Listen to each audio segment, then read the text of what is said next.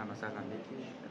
الحقيقة صنع المهرجان كان حاجة صعبة جدا. احنا بقالنا أكتر من سنة بنشتغل على المهرجان بخطوات مختلفة، تخطيطات مختلفة، اجتماعات مختلفة، يعني عشرات الاجتماعات وآلاف الساعات من العمل علشان نقدر إن احنا نوصل ونحقق اللي احنا عايزينه، والخطط اللي احنا عملناها ونحققها على أرض الواقع. طبعا أنا كمحمد سيد عبد الحكيم مدير فني المهرجان مكنتش أتوقع تماما النجاح الكبير اللي يعني شفناه، إذا كان خلال افتتاح المهرجان أو خلال الفعاليات في الأيام المهرجان المختلفة.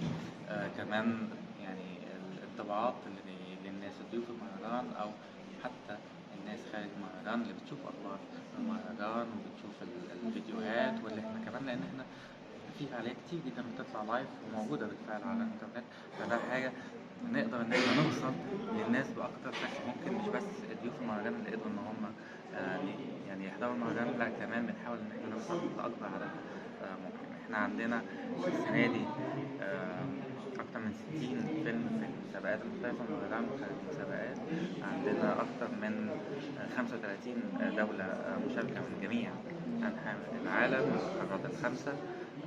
عندنا 14 جايزة مختلفة.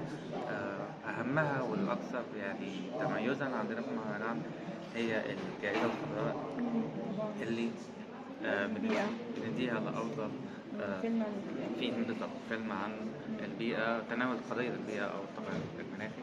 لكن كمان احنا عندنا جوائز مختلفة اللي هي أفضل إخراج، أفضل سيناريو، أفضل ممثل وأفضل ممثلة، لأن احنا مؤمنين تماما إن المهنة دي لا تقل أهمية عن مهنة المخرج.